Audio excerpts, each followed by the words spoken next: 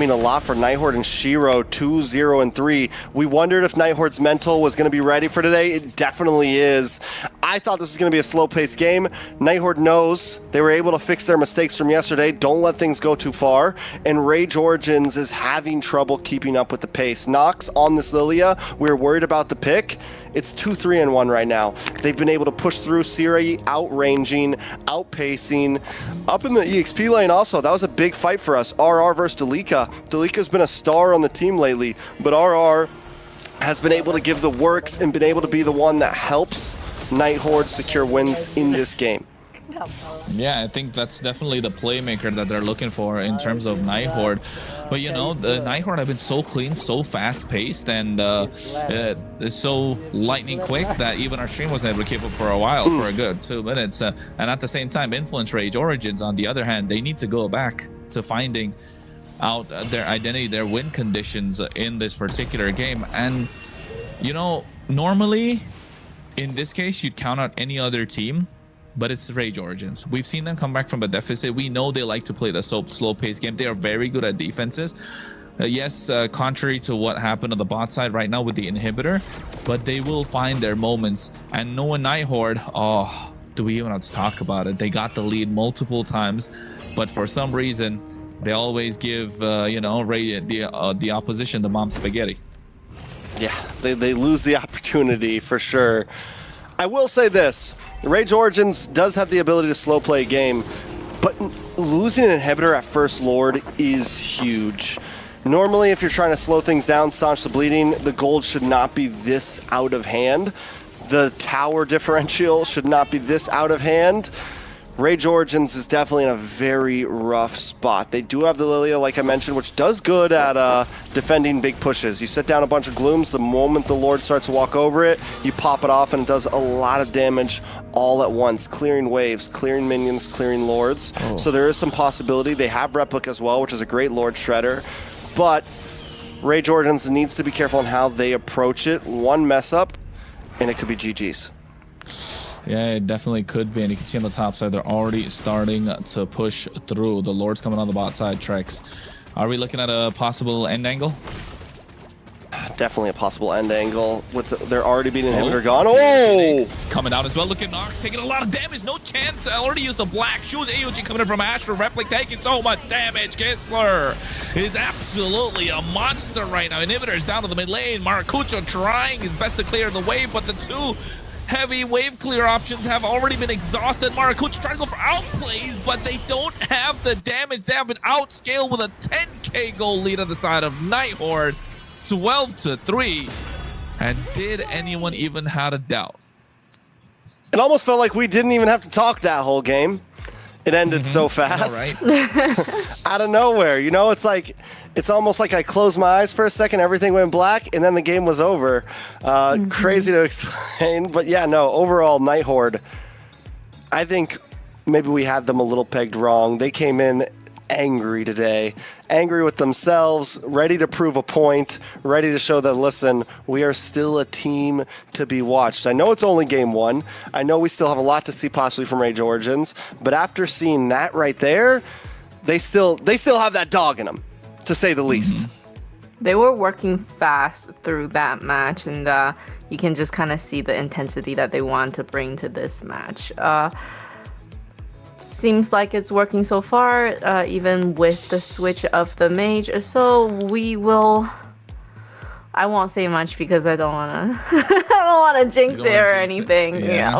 About to say, you know, I think some to working all right so far. So that's a good sign. But at the same time, you know, the all black is showing. You know, feels like even the stream's not able to keep up with the funeral. But moving on, folks. Moving on. Nighthorde 12-3. You can take a look. They had a solid game. One big highlight I want to mention is Shiro 307. 10 out of the 12 that are there in the game. Again, Siri doing the same. 10 out of the 12. Merlin, on the other hand, I think this is where the difference came through, right? A massive difference maker against Influence Rage. Influence Rage like playing the slow-paced game, but At the same time, Night Horde will look in to go down the same route through Yi Sun-shin, but this Hilda just being a massive difference maker. That's why I was talking about in the draft phase, pick up the Khalid, pick up the Hylos. You want to have someone to go toe-to-toe against this Hilda in the first few minutes of the game and not get poked out early, or rather even in the mid game where you got to scout out bushes. You need to keep up with rotations. That's why, Trex, you mentioned about the Grok was a possible option, right? The Gatotkachi, yes, it's a great tool for going in with the AOG, but then again, it didn't work out, did it, in their favor? You could take a look at some of the highlights here. This is the 5th minute of the game. A couple of the minutes that we missed, Maracucho was able to get the steal on the turtle, but getting caught, and the AOG from Astro just not being able to use that at the right time. It felt like they were super split apart, and Siri having that extended range option definitely helped them out a lot here, Trex. Yeah, I think Siri, yesterday we were questioning it. Today he's in game mode. He seems like he's a part of the team this time, and being able to be on something this time. Yesterday we saw him on things like Eves, more passive stationary heroes. One good thing about the ZTN is you can move, right? You can be aggressive, you can kite, you can do everything you want to, and having Merlin also on this aggressive roam in front of him gave him so much space to be able to continuously output damage. Kissler. Even in this last highlight here, Kissler, I was just going to say, all of them, they're aggressive, they're playing the game they want to play, and they locked on the base this time. So that's all it takes. Good job, good job. And let's clap for the MVP, Shiro. He was able to do a great job with this team that's really put together today, we have to say. Yeah, Shiro's eating well, Layla, right? Eating well. I mean, Did he get a choo-choo train? Nah, Did he get not the really. Not enough. Not enough kills. Not enough. They have to break like 10 kills to get the choo-choo train. Yeah. All right, Gotcha. that's a new trend we're going to go with from now on. Hopefully it gets picked up in other broadcasts too, right? Num, num, num. Hey, shout out to all the Indonesian and Filipino viewers out there in the other streams. Thank you for sticking around with everything that took place. Of course, make sure you like, make sure you sub, do all that good stuff. But take a look at the highlights of Shiro on this Yi Sun-shin. Look at it, so clean. Nice view of the Phoenix coming in, but able to get that layering of crowd control through the Mountain Shocker. And yeah, Kissler just a bullet to the face of Replic on that Claude. And now they got a game number 1. And I was saying it before that if they had to beat them, if Influence Rage were to take game number 1 against Night Horde, I don't think Night Horde would have stood a chance. But now Night Horde coming back, able to get that first game in their hands in a dominating fashion. You're right, Trex. They are angry. They're mad at themselves more than anything. And you know, you don't want to be the team that faces someone like that after going through a heartbreak, after going through what was a irritating loss, right? Yeah, like heartbreak, irritating. That loss that hurt us. We were hurting. Yeah. After yesterday's matches, we were like, oh man, like speechless types of losses. But Night Horde's doing exactly what you need to do. You convert that, you bury it deep in your stomach, and you get as angry as possible. And you never let it out. Just be a man about it, right? Yeah, just be a man about it. No right? licking your wounds. Just get off and Just bring in that keep masculine going. energy and bury all your all right, calm down. Testosterone's going high, cortisol's going high now. Exactly. Yeah. Well, it was a great game from them. Excited to see what they will bring next. I have to say, I still feel like picking the carries in the very first 2 pick is not the best choice, because what ended happening was that the jungler and the marksman cannot get anything. They had, there's just ways that people were like, okay, this is what we're dealing with, and then they come up with a plan right away to how to delay the carries. So I don't like picking that right away. Okay. You like picking the Layla roam up logic. front. Layla logic. The LL. There you go, LLs. Yeah, don't show. Hey, look at that. They Look are at that. the LL. Everyone in the chat, hashtag Layla. Well, the LL would be definitely do not show them your carry cards right away, because those are important. I think, like, to an extent, right? To an extent. Yeah. Especially with the whole global ban thing, that completely changes everything, because sometimes you're forced to pick this up front, especially in like game 3 or 4, things like that. I don't think they were exactly wrong. Honestly, I feel like where the draft went wrong was the Lilia. The Rome. Oh, Lilia? Yeah, the third pick, right? I would have liked Lilia. the Khalid. Lilia, I mean, Khalid, Lilia. Or even Hylos. again, Yves, something that can range against the, like, Lilia was literally able to do nothing. You're also a very short-range mage, not great to go up against a YSS. YSS is going to pick that apart. He wants to get up close and personal with you. It's, yeah, they needed a bit more range. And don't forget, Nox played that Lilia really well, right? Previously in the previous series. So I think that's a big comfort pick that's gone right now for Influence Rage Origins. They've exhausted some of their most valuable picks at this moment, and it doesn't feel good for Influence Rage Origin fans. And we know this team can cause a lot of upsets, and tonight could be a big upset. For which Upset one? for who? Exactly. Hey, it could be a big upset. Influence Rage could pick up the victory against Nighthorde. I think that's kind of the way we're looking at it right now. Nighthorde are looking super strong. They were, you know, the second seeded team in the entirety of MCT, of course, and losing out to Vendetta, who came through. But at the same time, Influence Rage Origins, they got a couple of wins on the bounce through the Swiss stage. They're looking good. They're looking strong. I think they got a tough bracket, but at the same time, it feels like you don't want to bet against them. Like, you know what I mean? Like, Influence Rage are a team that, when you look at it, like, yeah, my guess coins are up, you know, I want to bet, I want to put it on Nighthorde, but at the same time, Influence Rage Origins, they have given teams a run for their money. Would you, here's a question, right? Who do we think has had a steadier run so far outside of Nighthorde's last game last night? I still feel like Influence Rage has had more ups and downs. Nighthorde for me has had a slightly just like steadier pace. They've looked good the whole time. Influence Rage, on the other hand, at their best, they're 110%, right? But they also have some days where it's like, ooh, you guys, what's going on here? You know, like that last game there. What was going on there? Influence Rage, I think they have the ability to win this series, but they need to always be giving their 110%. And Nighthorde, after seeing that game number 1, seems like maybe that loss yesterday wasn't, in fact, that they were a huge problem. Maybe it was Vendetta's just that good, you know? I think so. And Nighthorde, Influence Rage needs to be ready. I've had a reality check after that last game. Nighthorde still got it in my book right now. They're still a team to be, they're still some finishers Forced here. to be reckoned with. Yeah.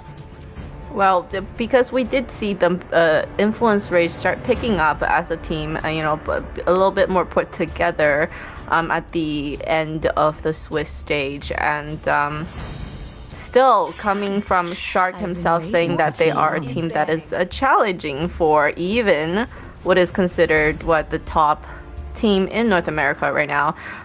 We really want to also see Influence Rage kind of pull through that as well, and then today would be the day to do it, or else it's an elimination for them. No, well, you know, ifs, buts, and maybes, we're gonna find out right now. We don't do all of that. We only do absolutes. Broken Walls is the map of choice. A map that they get. Jushin led through the draft by Nighthorde.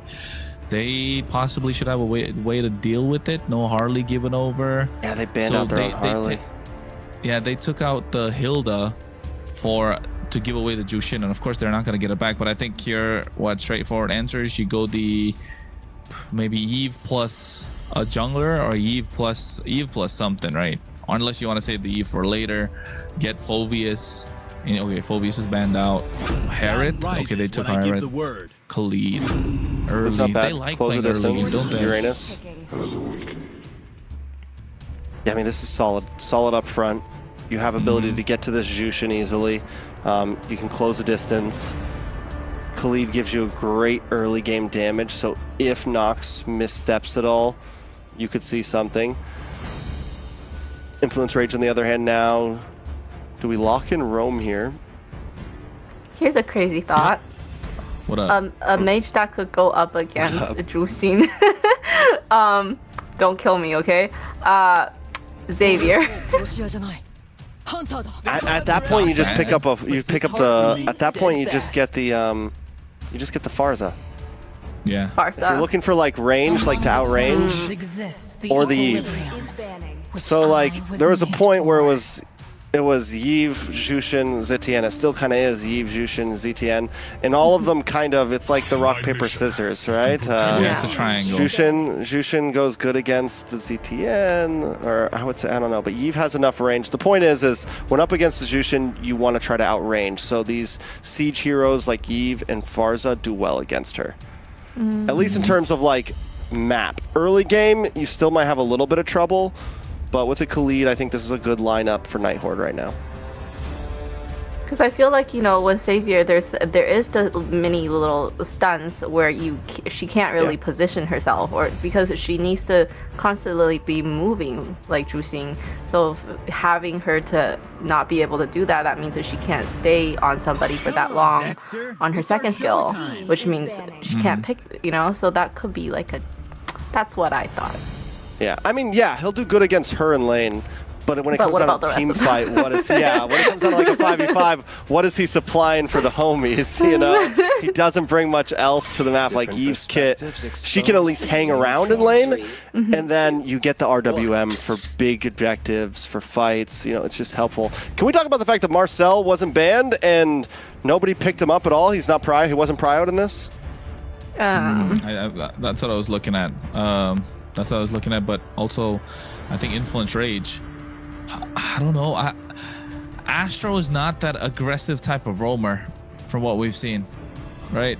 The only aggressive roamer we've seen him play is the Kalea to a certain extent, and I think Kalea is a great pickup here if they're looking to go for it for Influence Rage Origins, just because they already have AoE crowd control with the Sora Shifting Skies, and we know Dalika Eto's a monster on it.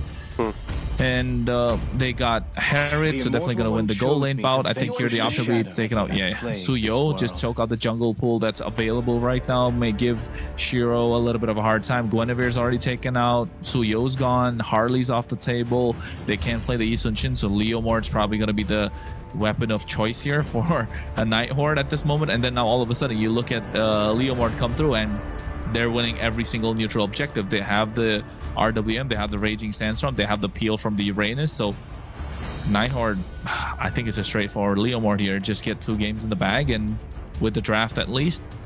And dare I say, is it a letdown for Night Horde fans if they don't get a 3-0 tonight? They want a statement victory? No, I don't think Night Horde has to get a 3-0. As long as they win and move ahead, it's great. It's like, we're fine, Kronos, stop it. We're traumatized from yesterday. We just want them to win. Any of these have to be statement victories to prove yourself with these wins. All the teams that are here right now have earned a decent spot. Honestly, for me, if a team doesn't get at least 1 game, that's when the problem. That's when you're like, ooh. It's more of like, whoever loses this, are you at least going to put up a fight? Nolan? Basha? Nolan, Basha. What else, right? Not Hayabusa. You're not. You could go Lancelot if you wanted to. I like the Basha better. I think you already have a lot of damage just with your first 3 picks. A lot of possibilities. Basha plus chip. Okay, we've seen Astra on the chip. It's been a big whiff. Oh my lord, that's aggressive. Well, I just feel like they are gonna have a hard time. More invades from Night Horde in the beginning. Proud of Layla. Yeah, I'm learning. No, you're right. I don't know about the YSS pick. I'm a big fan of YSS. I'm always a Moskov too. Yeah. So much macro from Night Horde. They do have the chip for Influence Rage Origins, right? It can be played very aggressive. Yeah, but we've seen the chip from Astro before, haven't we? It's been a big whiff most of the time. It's been terrible. I mean, the chip's done well. Chip's done well by some teams. I feel like it doesn't have a. I don't think it has a horrible It's not. I'm losing not talking about streak. overall win rate. I'm not talking about overall win rate. I'm just talking about Astro's performance on the chip. It's been questionable. He's been the one who's that like 5, 6, 7, 8 times. Oh yeah, I do remember. He like kept on. Yeah, kept on engaging yeah. when it wasn't necessary, and then that game was Maracucho clutching it the entire drop a time. shortcut. Like why even drop a shortcut there? Yeah. I remember now. Exactly. So I don't know. Can he redeem himself tonight? Can he redeem the code? But speaking of chip, really, there's been many chip picks right now. Global ban. Trex? I mean, it's a tough game. I think for Influence Rage here, there's a lot of needles they have to thread here. There's a lot of possibilities. It's aggressive, what they brought to the table. Maybe they can pull it off. Hey, dot their I's, cross their T's. That's what it's all about for Influence Rage Origins. Nighthorde on the other side, looking to pick this one up easy peasy lemon squeezy with their composition, looking super solid for every single neutral objective. Influence Rage Origins have to play from behind. Oh my god, already a little bit of action from Merlin. That's exactly what you want to do though on this Khalid. The flicker does get forced out. Maybe didn't have to use that one, but didn't want to take any risks. Shiro also already using Retry. I mean, I get it. Use it early. No flicker again for what that happened last game, huh? Yeah, it's a repeat of game number 1, but then again, Siri has been really good with the positioning on this Eve. We've noticed that we saw that yesterday, we saw that again today in game number 1, and at the moment, eyes I would say on the EXP side of things for Nighthorde. If Uranus pops off, yeah, like Rage Origins, they've got a massive mountain to climb because they don't have the shred tricks. They do have Harith on the Zaman Forest, but it's gonna take everything from that Zaman Forest just to take down the Uranus. Yeah, unless they try to pull a move like what we saw yesterday from some teams is focus on, we saw them try to pick on Merciless on the Uranus. That was something that we saw from Nighthorde. In the end, they still lost that game, but the idea is there for Rage Origins. Make sure, and then if you do that, you make sure Dalika gets a great game. And when Dalika has a good game, Rage Origins has a good game. But the problem is they're not really winning out at mid lane right now, so they're not able to make any quick rotations. It's a slow pace for Rage Origins. You want to get Maracucho online, you want to get Replic. Most of your carries aren't exactly early game pressure, so we'll see exactly how it goes. And this is what you're talking about, right? Once the Uranus pops off, it's going to be difficult. And not just the fact that it's a Uranus on their side, it's also the lane that Dalika Eto plays. And like you mentioned, he is the playmaker for the team. When he pops off, the team pops off. Uranus forced to flicker out. Look at Merlin, no flicker. RWM drops out as well at the same time. Steed comes up, and you can see they go into the Shifting Skies. And Merlin easily kiting out of harm's way. Shiro secures the turtle. Dalika Eto going to the back line, getting 1 kill. And that is first blood in the hands of Rage Origins, powered by Runestone. And looks like they want to go for the chase. Lantern Flare drops down. They don't have the mana to back it up, but at the same time, Maracucho providing the backup that they need, and they get 2 on the board, missing out on the turtle though. A beautiful start for Rage Origins. Nighthorde maybe overcommitting just for a turtle there. They lose Merlin, they lose RR. Not the biggest losses in the book, but the fact that Rage Origins gets a kill into the hands of Maracucho and Dalika, 2 players that we love to constantly talk about, 2 players that we know can help carry a game for Rage Origins, means this is a big start for Influence Rage. And that type of pace, that slow, listen, we don't need to win lane, we just need to win objectives, is what we like to see from them. Yeah, it is. It's calculated, right? I think that's the word to use for the team. Meanwhile, on the top side, you can see Astro. I think so far he's been all right, not giving us a little bit of a surprise of what happened in those previous chip games. Aggressive. Now they found a way to control the river. Merlin burning those flickers early did cost them that position and that river control around the first neutral objective, but now they're contesting. They're contesting and taking a look at the emblems as well. Nothing crazy, nothing out of the ordinary. Again, Moskov on a...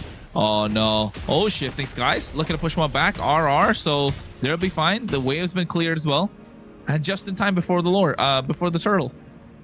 Yeah, RR's going to go for this lane cut though. Oh, he delays Dalika there. Well done. Oh, that's not good. Especially with Turtle coming up in 10 seconds. And the Delika's gonna have to stay and hang out. Yeah, and look at Shiro finding position, but here comes Nox and Maracucho. Yeah, they come through. You can see RR is going to be target. Nox dropping down the lantern. Those disco lights. But RR is going to be able to tank that quite easily. Merlin comes into the picture. No Delika means they're not going to be able to go for the turtle. That's why, oh no, what's Nox doing? That's a crazy position. Goes in, but the backside, you can, oh no, they come in. Shortcut dropped out. What a shifting skies at the same time. And Shiro goes Delika down. Looking to get Replake right now. It's a double in the process. Looking to trade one back. Meanwhile, Merlin finds Maracucho. So 3-for-2 trade. Yeah, but for just a second, Delika almost saves that. Maracucho hangs out too long, though. Ends up going down. It could have actually ended up being a dub in the Book of Rage Origins. But Maracucho just hangs out a bit too long, gets caught off by Merlin, and now Nighthorde still holding a huge lead, not only in terms of kills, not only in terms of that last fight, but also now Kistler getting that tower, getting presence over the turtle pit. RR, even though he's not making big plays happening, he's still being a nuisance. He definitely is being a big nuisance. And again, it's been about Delika Eto versus RR this entire time. Maracucho's not got the chance to pop off, right? He's not hit that Caliente point yet. He's looking for the Carolina Reaper to hit, but hey, you can see here Shiro able to secure the turtle. Again, RR catching Maracucho off guard. Replink drops his on force, but it's only for a disengage. They don't have the damage. Delika Eto's going to be next to follow through. And now Nighthorde in the face of Rage Origins, picking them apart and making it difficult for them to breathe in this game. And Nighthorde finally put a kill onto the one player. It started to feel like they really need to. Delika Eto goes down. And it was getting to a point where it might have got scary soon if things continued that way. If Delika could have kept on snowballing there on the Sora, we know how crazy a fed Sora can be. So well done by Nighthorde. They get another turtle, 2 objectives in the bag, and what started off as a very even, almost even into the favor of Rage Origins game, Nighthorde now sitting with almost a 2,000 gold lead, a tower down on the top side from Rage. Nighthorde finding the groove once again and looking for a fast pace. Look at the damage on a Merlin, forced to use a Rage. Oh, Siri! Oh my so lord! Close, so close, so he almost dashed into it. Yeah, it's definitely so close right now for Nighthorde and Rage Origins. They're playing a dangerous game. 2K gold in the hands of Nighthorde. Looking to catch a little bit more room around the map. They did get the top tier 1. Bot tier 1 should follow through next with RR cutting these lanes, proxying these waves, but I think mid lane is going to be the target. All right, so where does Rage Origins go from here? We know they have to farm, right? Maracucho unable to really do that. He's 2 levels behind Shiro right now. Shortcut. And the thing about the YSS is you need the possibility to fight. Oh, no. Nox goes in with the Crimson Beacon as well. You can see Maracucho goes in. Nice use of the Mountain Shocker. Raging Sandstorm, but Maracucho walks straight into it. Oh, with the Traceless, what was going to look like an outplay, a misplay coming through. And now Nighthorde are looking to capitalize. They pick up another one in the process, and that's Replink, the 2 main sources of damage that you want farming up or not having a good time. And look at RR right now. Takes a face full of damage from the shifting skies, the lantern flare, every single thing, but still walks out alive with the help of a flicker. Maracucho right now is playing like he's ahead. He's looking for big plays like he's 3-1-3 instead of 1-3-3.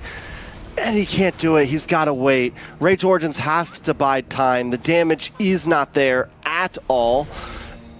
And at the same time, Nighthorde, you got 3-1-1 Siri, you got Shiro who's outputting, you got Kistler who just locked in Golden Staff. It's a lot, and Rage Origins needs to know their place on the map right now, their place in this time slot. This is not their time to strike. It's their time to lay back and just slow down Nighthorde as much as possible. Yeah, slowing the pace down of the game. That's what they need to do, and we know they can do that really well. 4.3k gold lead on the side of Nighthorde. Damage dealt highest on RR on this Uranus. Delika at those next knocks, so they do have the damage profile. They're just not able to use it at the right time. And I think Maracucho being behind is, is all right. OH, Astro, Shortcut dropped down. All 4 members coming through, and now you can see Kiss the target. They taken down. Ardalium coming in as well, but Traceless for Maracucho to get our harm's way. Replink dropped his on force for a disengage, but Delika Ethel of the back line as Nox is able to pick up a double. This is what they need. This is what they're looking for. But RR being a bully in their face, as he should. And Nighthorde have the space that they need. Shiro just not able to use the steed at the right time. Yeah, even with Nighthorde losing 2 members, all it takes is RR popping up, and Rage Origins has to back off. But it's a good play by them to back off. A lot of damage on a Nox there. Both teams will disengage because they got their 2 kills. They got what they came for. They're able to slow down Nighthorde a bit. I think that was a slight misplay from Kistler, trying to focus down onto Astro. You know he's got the shortcut. You know at any point he can just make everyone pop up at once. And that wasn't really your team. He could have flickered to the side of that bush, gotten the quick spear off, pinned him to the tower, and then ran off. But instead, he wants to get a little greedy and look for a couple more basic attacks, and that ended up being the death of him. Yeah, it definitely did. And now, Nighthorde, they still have control. There was a 4.5k. It's dropped down to about 2.5 to 3k, 50-50 sort of in between. They still do have a lot of control. Rage Origins, they're not able to find that pocket. They're not able to find that space that they very badly need. Purple buff in the hands of Replic, so they still get it. And RR, look at the job RR's doing, man. RR and Merlin, them 2 alone, not letting the entire team, oh, the SRA misses. Them 2 alone, not allowing the entire team of Rage Origins to play. And any play they want to make is going to come down with that shortcut. But they don't. Do they have the burst? They're looking to play the wombo combo shortcut into the shifting skies, and then Nox has to go with the beacon. Oh. Yeah, I mean, Nox and Delika are the only ones with a big positive, KDA right now. Obviously, Astro, but he's not an outputter. He's not doing the damage. Replic and Matakucho are the ones who they really need to get farm in. And it's a hard time to do it. It's 12 minutes in, Lords are coming, and Nighthorde are eating up at your base right now. Matakucho, though, able to find Siri.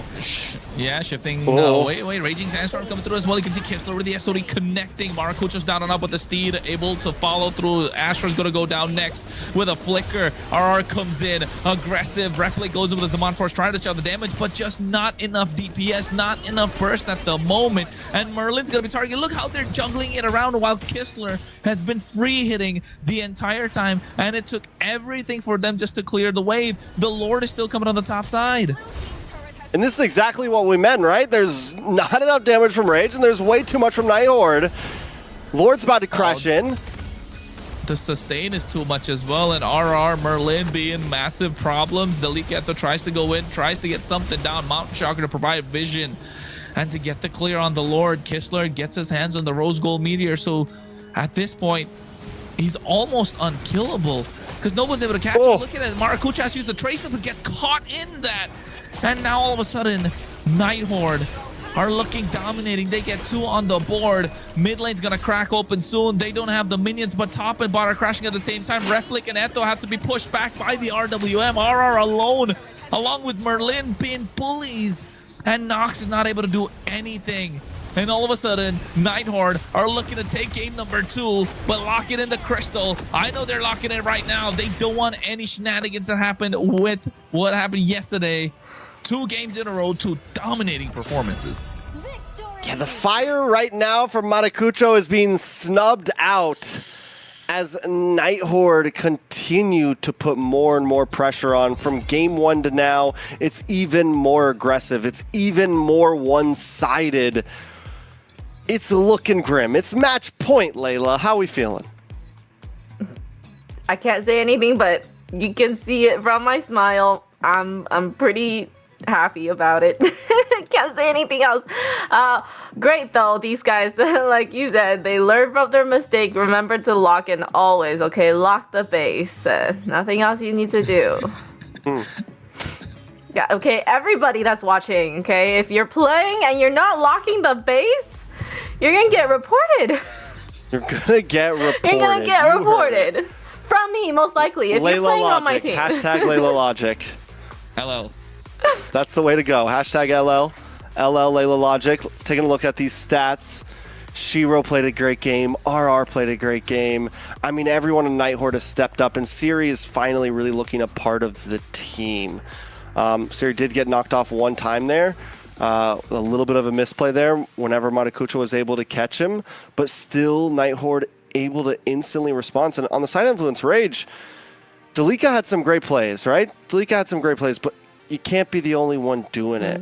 Everyone else needs to step up, and Matakucho is not looking very muy caliente right now, you know? It's not looking great. He's 2-5-5. This is unheard of. They're missing the heat. They're missing the spice in it. Somebody took out the chili flakes from their dish. It's not looking good. But Nighthorde, clean. Very clean. Game number 2. And it's showing that are they just that much ahead, or did Rage Origins not have enough of a warm-up coming in, or did they got taken by surprise from the aggressive early game that Nighthorde are playing? And don't forget, this is the first time these two have gone against each other, right? And throughout the entire tournament, and it's in a lower bracket match where it's do or die. You gotta feel for the team that's on the losing end, in this case Rage Origins, because they thought they could set the tone, set the pace for the game. Unfortunate that Nighthorde want to do the same, and they're just more aggressive with their style of play. Yeah, you can see the two different tempo of these teams coming through. Definitely Nighthorde always had that kind of faster tempo gameplay and a really aggressive gameplay when they are doing well. And speaking of cooking without chili, it's unfortunate. They try to cook, but they got no chili to cook with, so it's not a great dish. Wow. Just any dish that doesn't have chili in it's not good, huh? No, I love spicy food. Can't you tell? Yeah, bro, me too. Interesting. Nighthorde, on the other hand, I guess has lots of chilies. They're cooking. They're running hot right now. RR with an amazing MVP, and I couldn't take that away from RR, the unsung hero of that series right there. Yes, not outputting insane damage, but at least controlling fights so much. On so many of those early turtles, it was RR who was creating the space. In moments, remember when Nighthorde takes 2 deaths, RR shows up and still sends Influence Rage running. It just shows how much of a threat he was on the map to Influence Rage. And you know what? I think Influence Rage do have the heat. I just feel like Nighthorde are bringing a little bit more. They got that extra sauce this time. You know what I mean? And the sauce coming through from RR on this Uranus. I don't think he's got a lot of MVPs, has he? It's very few, but when he does, it's well deserved. And he's, like you mentioned, Trex, the unsung hero for the entire lineup of the Nighthorde. Well, like Influence Rage are bringing like the South American heat. Nighthorde's bringing that Southeast Asian heat, and it's different. I've tasted both. Chilies. And you go down to Southeast Asia, that stuff is spicy. It's a different type of heat. And Nighthorde definitely. What I'm surprised about on a serious note, Influence Rage has done such a great job in so many of their games and so many of their series in staunching the bleeding, right? And being able to withhold early game and being able to get to a point where they're ready. And that's just not them today for some reason. Normally they do such a good job at not losing a tower at First Lord. Like what happened in game 1. They do such a good job at kind of keeping the enemy team at only about a 2,000 gold lead. Maybe they're playing too aggressive right now, and it's true, their drafts have been hyper aggressive. They are dive drafts. They are drafts that Delika wants to make big plays happening. I think that for game 3, if they want to stand a chance, get Delika on something like an Alice. Get your team on something, get a solid front line, and just play for that long haul that you're good at. And it's something that we've seen Nighthorde fumble in. It's something that if Nighthorde fumbles sometimes in the late game, believe it or not, whatever you want to say, that's what the stats say, that's what the numbers say. Rage Origins needs to play to that, I think, majorly. Yeah. So don't overheat, keep it a slow medium burn. Heat, right? And we're just cooking references all day, huh, guys? Yeah. I know. About to say we got the hospitality industry up in here. Yeah. But you know what? I'm just another thing to point out for Rage Origins. Yes, they got the 2 losses, but expensive picks. No Suyo, no Lilia. Right, Lilia's been a comfort pick. No no Harriet now. right? That's another pick that they don't have. What did they pick? No Jushin. So these are picks that are ban worthy at the moment. So what are, yeah, I was right. If you're Influence Rage, you want the blue side at some point because you want to be able to get something in your hands. What are Nighthorde gonna let slip through? They don't even have the Claude in the gold lane. No ISS. That's another hero gone off the gold lane. So 3 gold lane heroes gone. No Sora. No Phoveus. I don't know. Yeah, these are picks you usually they're see missing split like across top the board 2 and, picks. Yeah. yeah, and those are picks that would get you wins. And that's why you see they're backed into a corner right now. Banning out Claude. Probably Herod next. Fredrin? Harley? That's still available? Probably. And Fredrin is able to kind of slow down the tempo of the Fredrin could be an option for sure. Yeah, it's expanding rivers too, so yeah. Still have the Eve possibility on the side. Like there's still some compositions that Influence Rage could pull off here. But the fact that they do have so much banned out on their side and Nighthorde still has some options, they're forced to ban things like Claude here. They even on blue side. Normally blue side you target ban, but now they have to ban the Jushin. That's normally a Nighthorde. That's a red Suyo. side ban. And the Suyo now, maybe. Or Herod. They have a little bit of space here on their 3rd ban. They can target. They could let some of those things through. Because Harith is gone. No more Harith bans. Both sides have picked it. I was gonna say, Nighthorde can leave the Freya open, and they could get the Phoveus for themselves. See, they have to ban out the Freya because they can leave the Freya open, force the Freya on Influence Rage, and Nighthorde can go for the counterplay with the Phoveus being picked up. So Influence Rage are having a tough time, and this is what happens when you've exhausted all these massive big picks as a, in your first few games, and you've lost those games thanks to the global ban. Carry is one of the other options that are left open. They banned out previously. Now they get them in, get that hero in their hands. But Nighthorde, what other early game roam options can they go for? Because that's what they've locked down, right? They always lock down the Hilda. They've got the Khalid. What's next in terms of Hylos sometime? Valentina? Oof.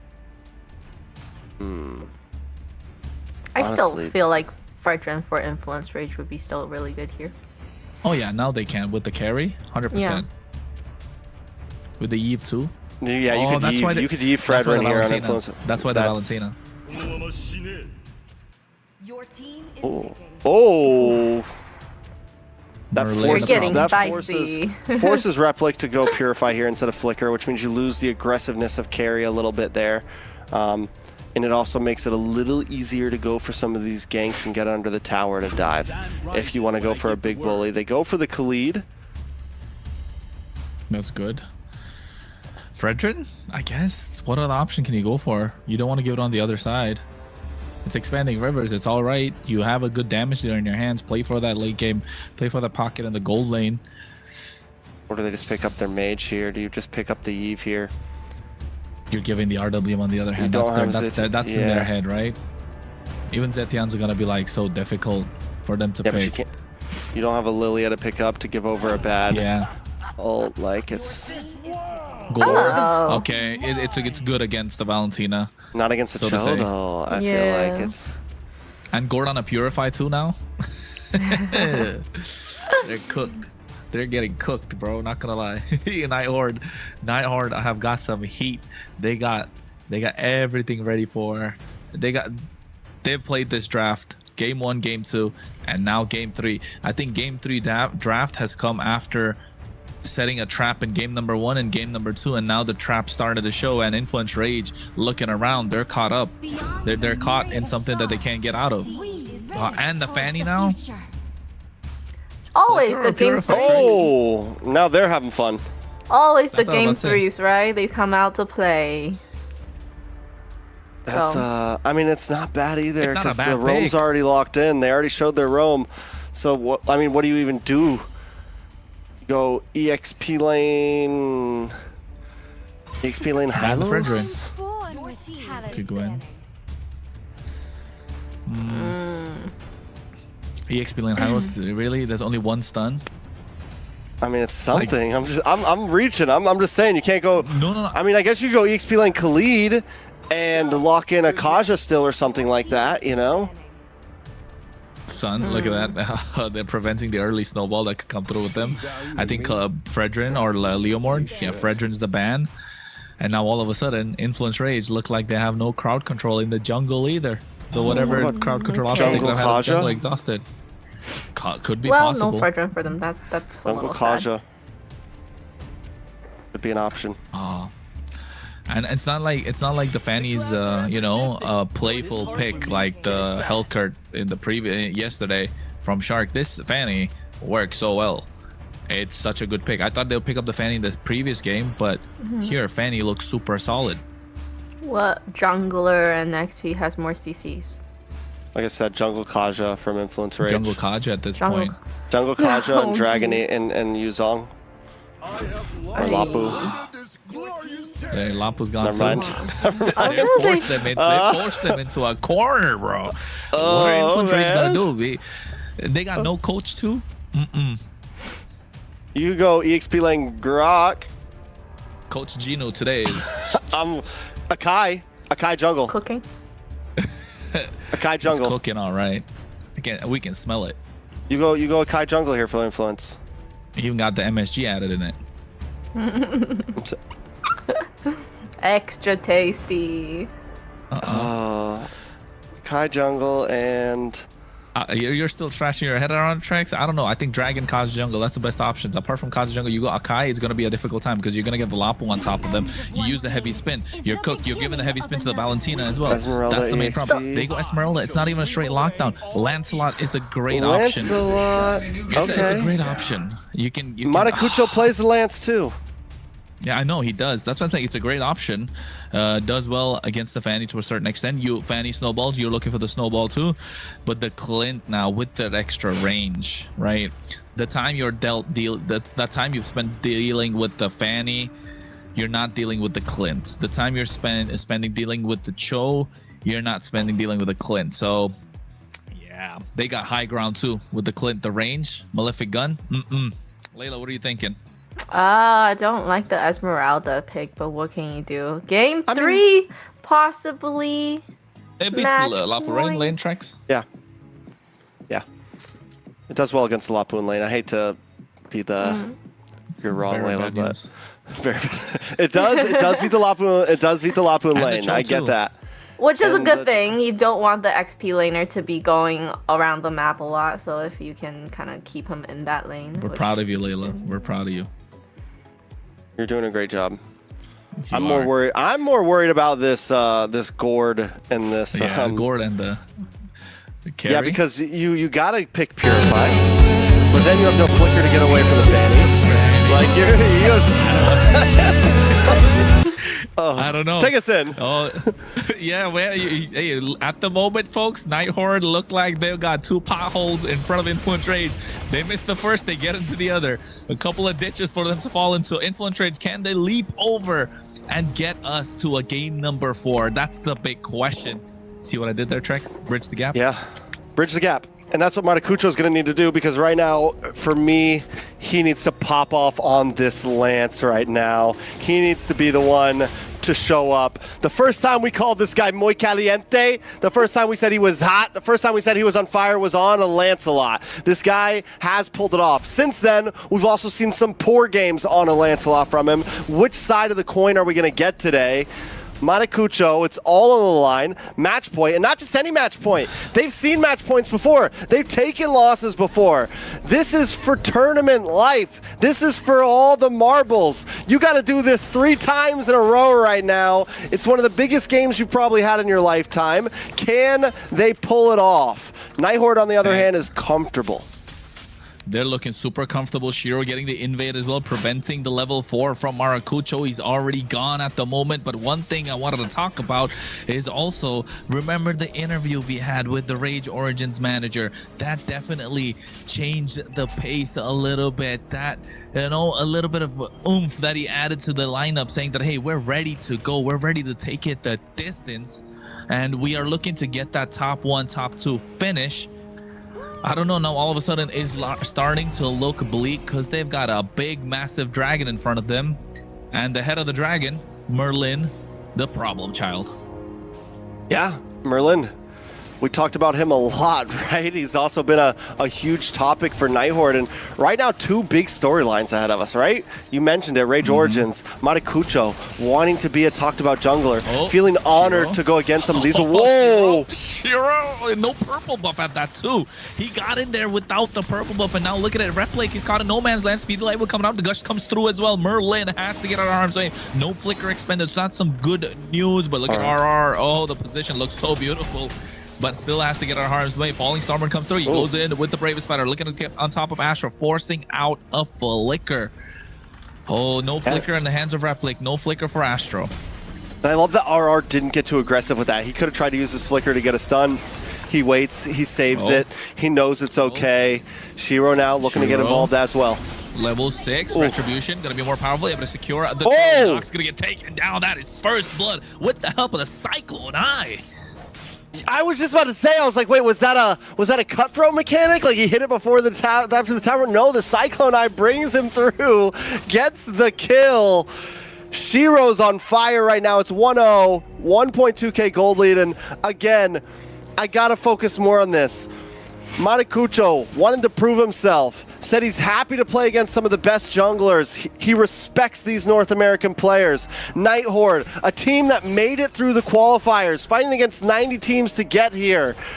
Took a huge loss yesterday, gets swept. So much on the line for these 2 teams. And I think people just have to remember that. We are in lower bracket right now. The pressure is on. It's been a gruesome 2 games. Rage Origins, can they do something?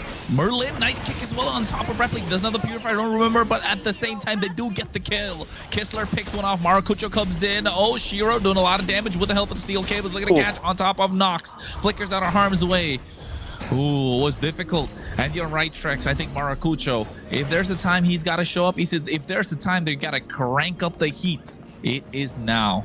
Because otherwise it's going to be never. Then we're going to see you in next season. But who knows if this team's going to stick around the next season. We know what happens. Roster changes. Newt's face is showing up. Whoompy's all over the place. Whoompy's all over the place. You're either a Whoompy or I don't know where I was going with that. Anyways, no, Kistler 1-0-0 oh, no. on the boss side. Dalika should be able to handle his own. He's an Esmeralda. He's doing a fantastic job, right? But the thing is, Shiro, he has been 2 levels ahead of Maracucho the entire time. Now, Astro flickering out, caught off in a bad position. Quick Sandguard to get his HP back up. Here comes the Gush as well, but Theory with the Raging Sandstorm, able to get them back. Talk about using your own card against you. Yeah, that's dirty. What a way to get taken out. Shiro.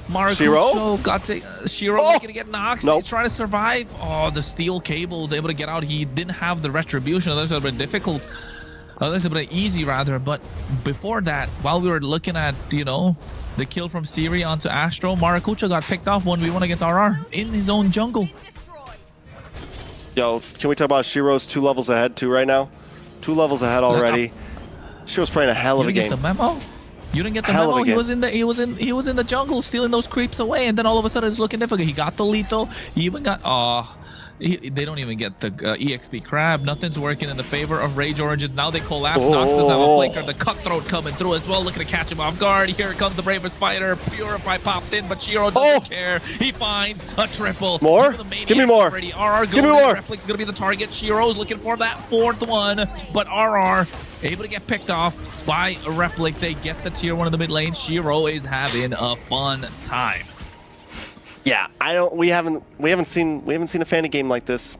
We saw Whoompy play a good one in his debut, but Shiro's still kind of holding the crown right now on this hero, I feel like. And the thing is even when he's not getting kills earlier on, diving under the tower, sending Nox back to base, sending people back to base is what's creating the ability for Nighthorde to take all of these towers and gain map ground. He doesn't need to get the kill. He just needs to keep them weighing down to the boss side. I need the cameraman. There it is. Oh, Shiro taking a lot of damage. He almost got the kill, but the outplay present. This is why the Lancelot's decent. It's good against the Fanny, but you're behind 3 levels, and it's taking Dalika Etho to protect you at the moment when you're supposed to be diving into the back line. And look at Merlin being a problem. Astro at the same time has to peel for the team. It's taking everything from Rage Origins just to keep Nighthawk out of their own jungle. And now Kistler joins the mix by getting a Berserker's Fury. He's at his power spike at the moment. Merlin looking to pick off Flicker. 3-man knocked up. Raging Stance on the back line. We have the Dragon connecting, but Replic able to find one. Shiro goes in with the Phantom Execution coming through from Maracucho. Picks off Siri. Falling Star Moon onto RR. They have to run back. Shiro able to get this purple buff in his hand as well. Bravest Fighter coming down, getting the Lancer, catching 2 members. Raging Slash to be able to get our harms away. Kistler free hitting, doesn't have the mana. Could be disastrous for Nighthawk. This could be the opening the Rage Origins are looking to get, but RR bobbing, weaving, gets out of harm's way and doesn't give Rage Origins the reins of this game. Nighthawk makes a mistake there. Merlin goes in. I think the moment Merlin goes down, they should have known. Siri tries to make a big play himself, dives in. Both of them go down, and this gives a little bit of breathing room over to Rage Origins. Yes, it doesn't mean it's a wrap. Yes, it doesn't mean that Rage Origins is taking the lead, but it does open up some space. Shiro's haunting the iframe. All right, looking for Nox on the board. Unstoppable. The Speedy Light Wheel chasing him. Well, he takes a tower shot as well. Lucky and survives. Nox is not having a great game, right? They picked the Flicker over the Purify and still getting hunted down. Talk about, you know, the Mikasa skin coming to life. Sasageo indeed. Sasageo. Yeah, exactly. Sasageo. Shinzo Sasageo. But yeah, don't get. We'll save that. We'll save that. We'll save that. We'll save that. All right, where do we go from here? Rage Origins, we do see Maracucho playing the top lane right now. I think that's the right play. You don't want to contest for this. Get back to your origins. Get back to your roots. Merlin again giving a free kill in the hands of Rage Origins. Shiro comes in, looking to pick off Nox, does now the flicker, look at the steel cables. He's been clean, but at the same time, I think he's missing a couple of these cables. It's coming a little too, dare I say, couple seconds, not even a couple seconds, milliseconds late. That could have been disastrous for Nox. He does have the flicker up now. Delika Eto now is starting to get tanky to the point where they can't deal with him, and this is what Rage Origins need. Maracucho split the map, Delika Eto be in the face of the opposition, and now Shiro looking to pick them off in the jungle as well. Speedy Light Wheels are starting to hit, and this is becoming a problem. Replic is 4-1-4 after all these fights are taking a lot of damage. You can see Replic finding another. He's got a mega kill, and these aggressive fights that Rage Origins have been taking to Nighthawk have come from the initiation of the Nighthawk. Way of the dragon. There's nothing you can do to Delika. And Trex, it's every single time Nighthawk are picking these fights, Rage Origins are finding these messy, scrappy kills, and it's all going into the hands of Replic. It's 5-1-1, and if there's anyone you want to get those kills, if there's anyone on the side of Rage Origins you want the goal to stack up on and funnel into, it's him. Yeah, and it's gonna get dangerous fast for the Nighthawk, right? Delika Echo as well. How do they even kill Delika? If this game gets a little bit farther, it's already getting tough. All you really have is the big kick, and Kistler isn't a shredder. He's meant to do big damage. They're gonna have to stack up a lot of stuns just on Delika. Purify is gone. They're gonna have to bait it out and then wait for a moment, possibly like this, where you get a kick plus the bravest fighter. Could be the moment that they're looking for, right? Falling Star Moon going in just to clear the wave, but here is the next one that's coming through, and Delika Eto looking to go through Maracucho, trying to flank into the back line. Look at Asher, look at the position. They're looking to make a sandwich out of the Nighthawk. It's good position coming through from Influence Rage Origins. They already made quick work of the Lord, and Nighthawk understand that they are going to be hunted down, but here comes Shiro as well at the same time. Replic flickers out of harm's way, so they have changed the target. Shiro starting to prioritize Replic now, and what was looking disastrous for Nighthawk got turned around thanks to this flying Mikasa in the land of Dawn, and Rage Origins somehow pulling through. Only 2k gold lead inside Nighthawk. Yeah, because the reality is there's also not many answers for Shiro here from Rage Origins.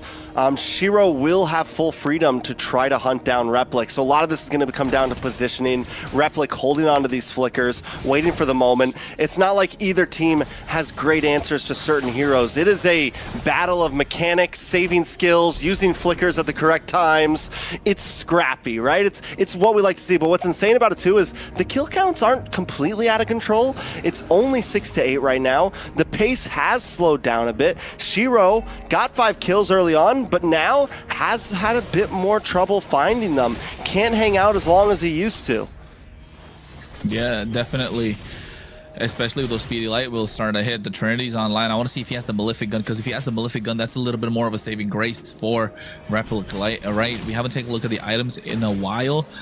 Rage Origins getting this lore started. Replic doesn't have a flicker. Dalika to go to the backline, taking a lot of damage from the quick draw from Kistler. Phantom Execution. Thorn Rose to secure the Lord, and now Shiro hunting them down in that orange buff. Look at the damage that he's taking from the speed of light wheel. Siri going to the flicker play as well. Replic's going to be the target. Doesn't have a flicker, but at the same time, what a play from Dalika Eto, able to stun them up and buy time. But Merlin gonna get it, but he's gonna stay on Kistler, flanking from the side. He has the range, finds a shutdown on Replic. For just a moment, that felt great for Rage Origins. Even losing Dalika would have been worth it, but Kistler shows up in the last moment, uses the flicker. The hunt was on. Everyone knew Replic had to go down, and he's able to secure it. Things might get a little bit harder, though, moving from here. Replic has locked in the Wind of Nature. Gonna make things more difficult for Shiro to get the kill. Astro, though, taking some damage as Shiro picks it up. 6-0 and 1. Oh, that's the clock is ticking, though. The clock is definitely ticking, not just for Influence Rage Origins, but for Nighthorde, because Replic's damage is starting to show, and he is a monster. Dalika Eto now understands his role. He's been playing his role to a T, to be honest. Nighthorde, though, in what we thought would have been disastrous for Rage Origins, is starting to slip up, and Nighthorde needs to start closing the gap quick, needs to find these angles, needs to get these Way of the Dragons on point, because as much as of a problem Chine Merlin is, he hasn't been that much of a problem this game. Yeah, I mean, he's gotten a few decent kicks off. He's also made some mistakes. Merlin definitely, in the past 2 days, hasn't been the major player that we used to see him as, right? No, Replic. Shiro, though, has been able to step up. Shiro, you know, reusing the steel cables, understanding that Replic's gonna pop in that speedy light wheels, and now when the speedy light wheels are down, looking to go for the chase, because he's gonna be easier to hunt. The Wind of Nature is definitely present. Shiro is playing a mind game right now against Rage Origins. He's in their minds right now. Yeah, it definitely is. And now looking at the bot side, Merlin looking to get a knock-up. We get the flicker push back, and Shiro goes in right now, but he can see Kistler able to get the kill on the Maracuja. Replic gets the Wind of Nature, locking down as well. The Mystic Gush comes out, and now Shiro looking to hunt down Nox. They find Replic, and they don't have their damage dealer present. All of a sudden, what was looking good is starting to look bleak. Rose Gold Nighthorde understands the assignment. Well. They understand the assignment right now. They know what they're supposed to be doing, and they're executing it perfectly. Replic, even with Wind of Nature, 5-3-2, was almost deathless, and Nighthorde instantly switches their targets, instantly switches their playstyles, and are now moving on to that Maracucho. No mas caliente. No more hot. He's cold. He's 1-3-1 right now. Excuse my Shiro. Spanish. Shiro. It might not be clean, Nox. but the truth is there. The heat's passed on. The heat's passed on. The room's got too hot right now. Nighthorde are the ones that are super hot. Shiro is muy caliente at the moment. 7-0-2. And I wanted to point out that RR got the Chastis Pauldron. So now Replic's damage is not going to hit as fast as you like. And all of a sudden, what was the small opening, what was the small chink in the armor they found on the side of Nighthorde? Rage Origins were looking to hammer away at it. Unfortunately, Nighthorde, you know, they welded it back up. All right, Nighthorde now, what looked like things were starting to even out. It felt like the scale was starting to balance it. It's not. Nighthorde's got a 6.4k gold lead. I was a little worried for a moment, especially once Replic got in that Wind of Nature. I thought for sure we were going to see, okay, Rage Origins in a safe spot now. But somehow Nighthorde has still been able to just stack these layers of pressure, continuously attack, and not all at once, right? It's RR comes in with the bravest fighter, Shiro comes in with the cables, Kistler comes in with the flare. Like, they're able to all move in one at one and make sure that everything that Rage Origins has to defend gets used slowly until one of them at least gets the kill. Now there's a Lords crashing in. Inhibitor's already gone on the boss side, and Nighthorde going to try to make quick work of the next ones. Merlin Jeet Kundo gets a knock up on a Delika. Marco's trying his best to clear the wave. Kistler able to get the inhibitor in the mid lane. Marco's taking too much damage. Shiro comes up with steel cables as well, looking to hit the right target, but the speedy light will start to show. Immortality to handle Shiro as well at the same time. Bravest fighter not come through yet, but look at the base crystal. And I think Nighthorde needs to lock this in. They don't want to repeat of what happened yesterday. The waves have been cleared. Kistler with a quick draw. Astro still has the immortality. Marco's the only person that falls down, but the base gets locked in, and there's no possible answer that they could give through for the side of Nighthorde. It has been a great display coming out from these teams. And you know what they did? They locked the base. They locked the base. They did. Yes. They definitely did. Very, very good. A great game. What a great way to end that last game, the third game, where they can have a little bit of fun with a Fanny match. That was not fun for. That was not fun. Not fun for the for Influence. No, it was scary. I was genuinely scared for Carrie the whole time. Oh, but you know, they made it. They did really, really good. Looking at the stats. Oof, man. The stats definitely tell a story, and that story is Shiro 7-0-2, Kistler 3-0-6, and there was just nothing Influence. And it felt like there was moments where we thought for sure, okay, Influence Rage, there's some opportunity here. Replic was having a great game for a while there, but even towards the end, I think the moment we saw that Fanny lock in, do we feel like that was just a wrap? The moment we saw that Fanny lock in and there was no way to really deal with it, was Lancelot the right pick? I think so. I think Lancelot was still a good, decent choice, right? It wasn't a terrible choice in this case. And your tournament life's on the line. You know, your jungler's not getting hot enough. You want to give him his comfort pick. It's the Muy Caliente special that we were looking for. But guess what? The prices were too high, man. The price was just too high. Rage Origins does a great job, though. You know, in all reality, they made it this far. Sadly, we do say bye to them here. Nighthorde, and Nighthorde deserves it, right? They come in after getting swept and show that, listen, now it's time for us to do the sweeping. Now it's time for us to show up in this lower bracket and try to regain some respect in MCT North. And today they did that. We were worried about their cohesion. We were worried about Siri. We were worried about roster changes. And we saw from this game right here that they don't have to play a slow game. They can be aggressive. They have plenty of layers to the way that they can play this game. And we saw, I mean, in this game, it was perfect. We saw that they still have great micro and macro mechanics. In this game, it was very hard to focus down on Replic, and they did it perfectly by layering skills. Look at this. Shiro coming in, and then we see Merlin coming in from the side. Siri's the new attacker. In comes the bravest fighter. Kistler. Watch for Kistler here. Everyone was constantly a threat. He's not letting him get away. I was going to say that flicker play was super aggressive, super important. Otherwise, that lead that Nighthorde had built up would have just slipped completely, right? And at the same time, Shiro, wits, right? Having the wits to go in with the steel cables, bait out the speedy light wheels and get out. And here you could see it was looking difficult. He tried to get a lot of damage down. Phantom Execution. Maracucho tried to get the clear. Unfortunate that he had to be the one to go in first. The leak had to be the one who had to protect the backline. The base crystal was definitely possible, but then again here, it is the clinch true damage just able to lock down the base. And before he even hits it, just the minions, I think. And you can tell MVP, okay. Okay, we gotta have a talk. Yeah, we gotta have a talk here. Julie, I'm telling you, this not the one we want to see on the screen. Oh, we know. Kistler, no disrespect. I mean, don't get me wrong. Kistler played a good game there, but without Shiro, there was no good game there.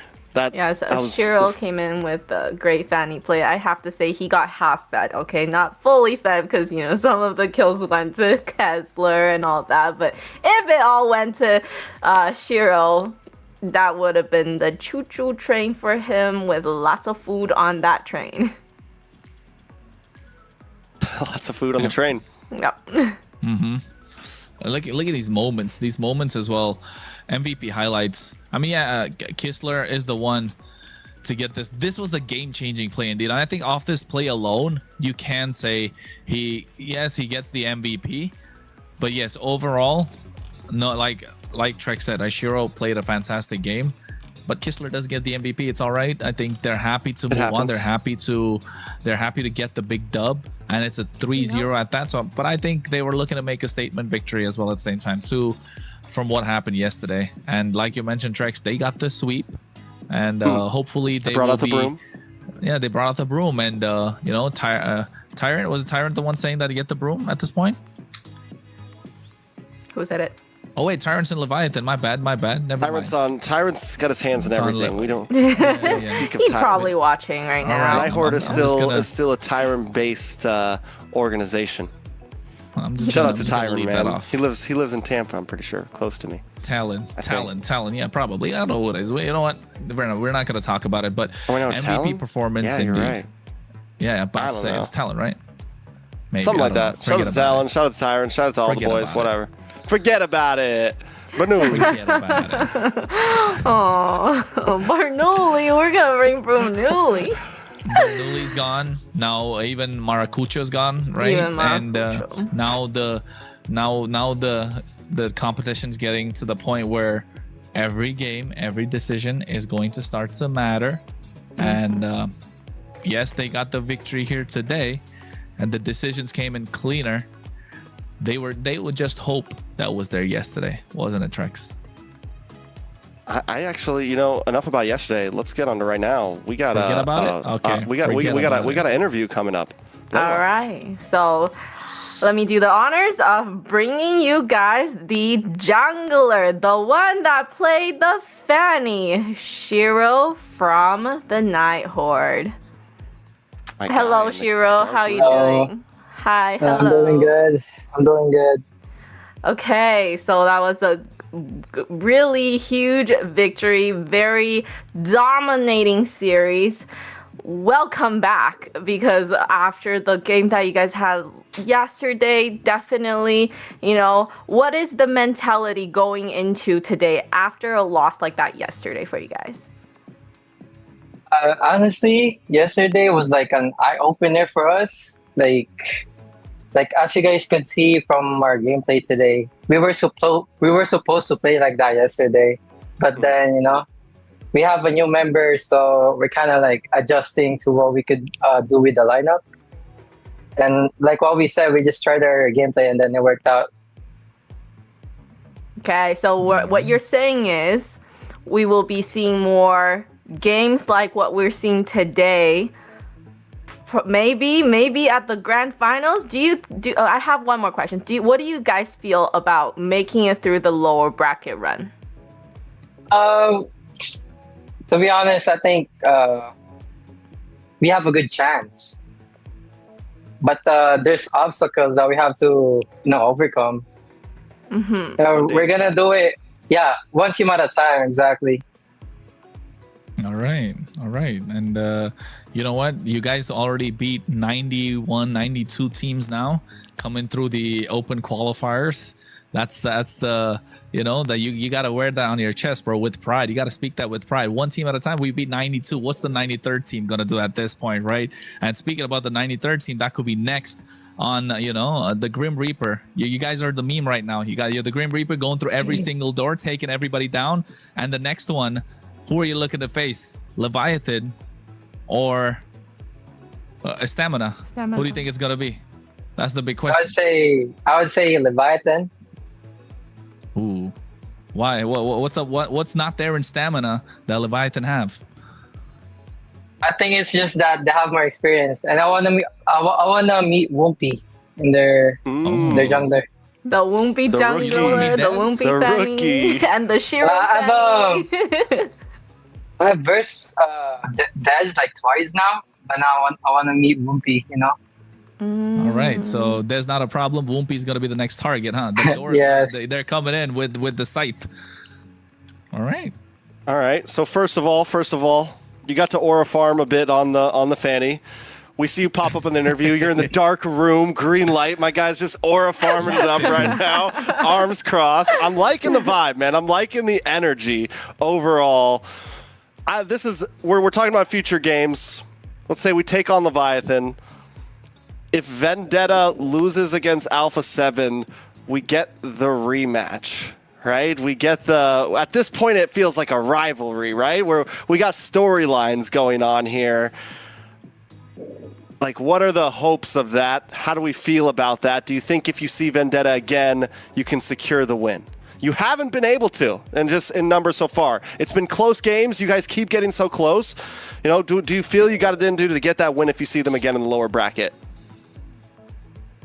Well, they say third time's the charm. Third time's the charm. I like it. Good answer. Good answer. All Good right. answer. Well, the fact that we all got impressed by that. He's aura farming, man. Come on. He's locked in. The only thing that he's missing is probably the background lighting, but at the same time, he's got that. He's aura farming, locked in, AirPods on. He's mogging right now for the rest of the chat to see. I like it. All right. Any words to the fans? Yeah. Thank you guys for supporting us.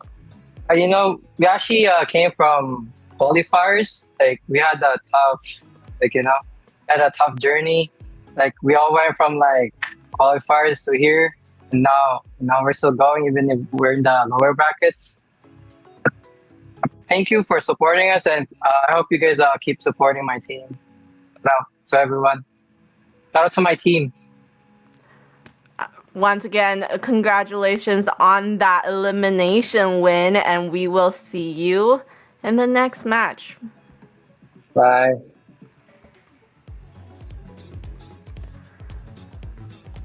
Bro's aura farming, bro. He's aura farming today. Bro. Yeah. The moment I saw, before the interview came on, the moment I saw his camera pop up, I was like, look at my guy down there. It's like, I'm like, yo. Okay, but what would you pick your color to be? I'm not allowed to show my. I know, but if you would. Oh, we're going. What would your green background and color? blue. Green and Green blue. and Red all the way. Come on, bro. Just say green and blue. We got the green and blue background. Red, white, and blue. Background. America. America. Okay. Bald eagle flying in the background.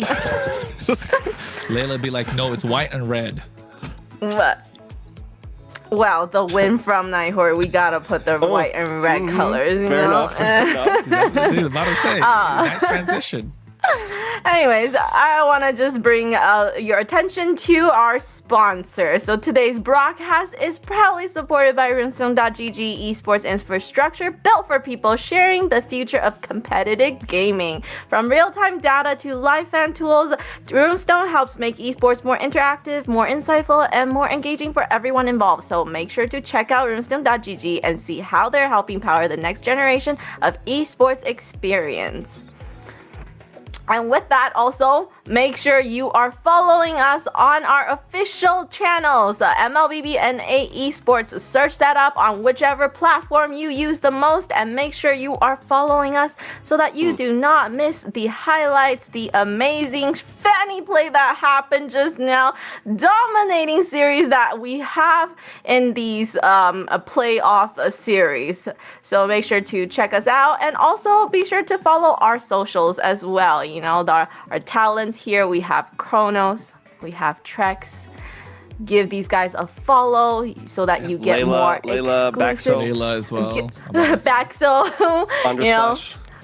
for more exclusive content. Okay, these guys make great content, so make sure you are there, and they're in the know, right? If you have any questions, they probably will have the answer. And that's it for now. We ended that first series with an amazing, dominating win, and we will see you back here for the second series of the day in 3 minutes. I hope that's 3.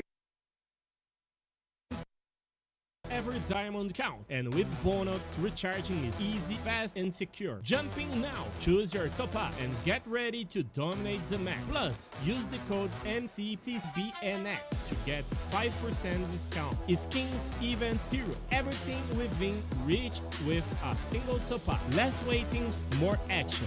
Recharge with Bonox and play it at next level.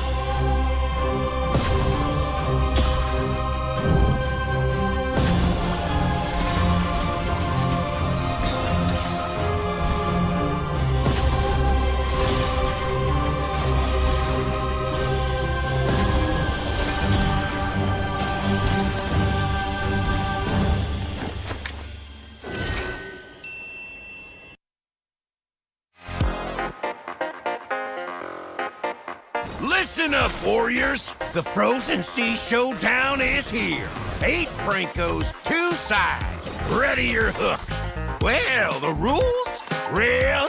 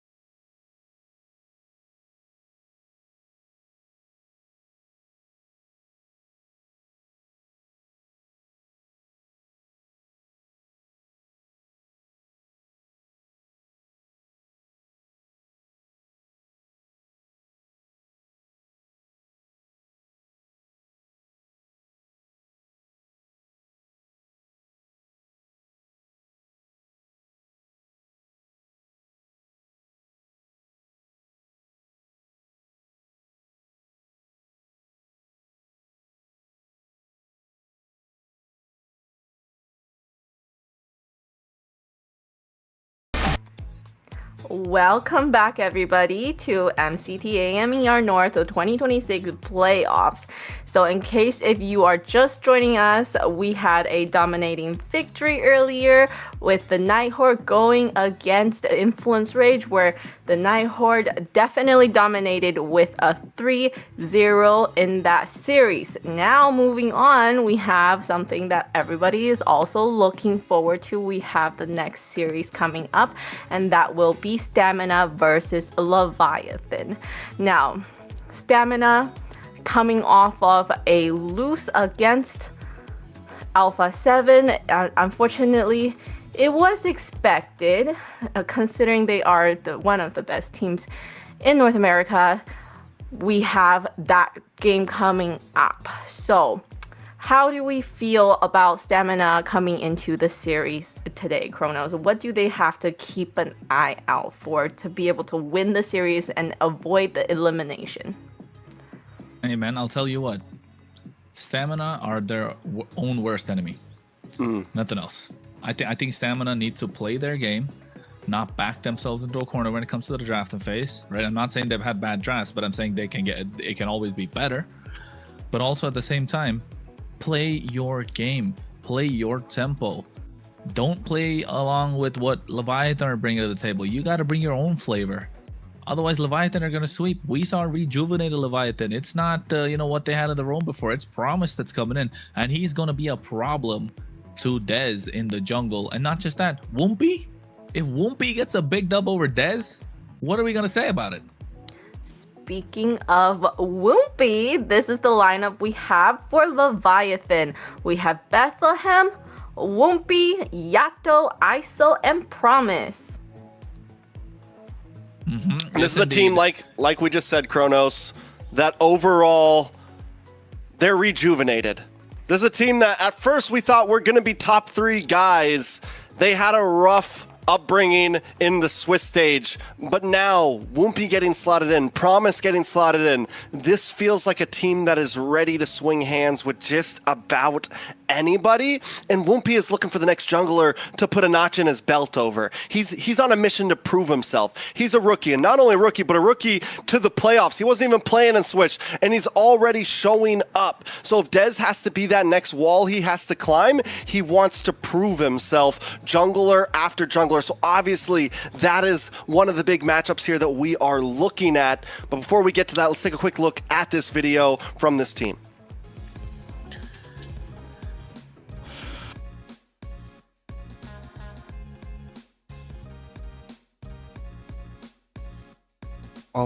It's Joy Budge. I think I was 16 years old.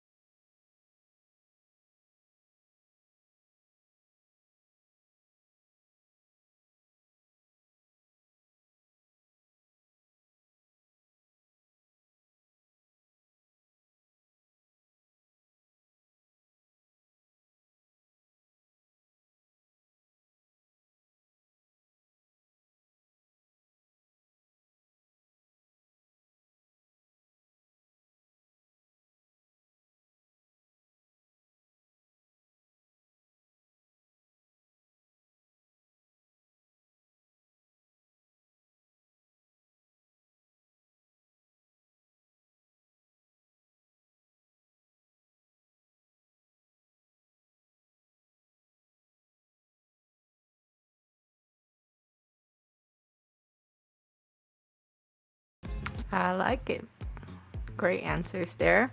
And to go up against Team Leviathan is Team Stamina Esports. We got Instinct, Dez, Yomel, Little Rosa, and Ricky. Kronos, take us into the team. Hey man, we're taking into the team. All right, it's about Instinct, of course. This team has revolved around Instinct multiple times, but also the one person that stepped up big time is Lil Rosa and Ricky, right? These two have stepped up a lot over the past few weeks, especially Ricky. He's had terrible game number 1s, able to bounce back with game number 2s, and that's what we like to see in a roamer who plays aggressive, doesn't change his play style whatsoever. And Lil Rosa been a trump card they've been saving for moments that are important, and now they are sticking with him throughout the entire series, throughout the entire game, whatever you may call it. Although Yomel has had iffy performances throughout, like he's either MVP or he's 0. Like that's been Yomel. So I think that's one good thing to look at, because he's gonna be going against Yato. He has to find his footing, otherwise it's gonna be difficult for Stamina Esports. And let's have a quick video about Stamina Esports.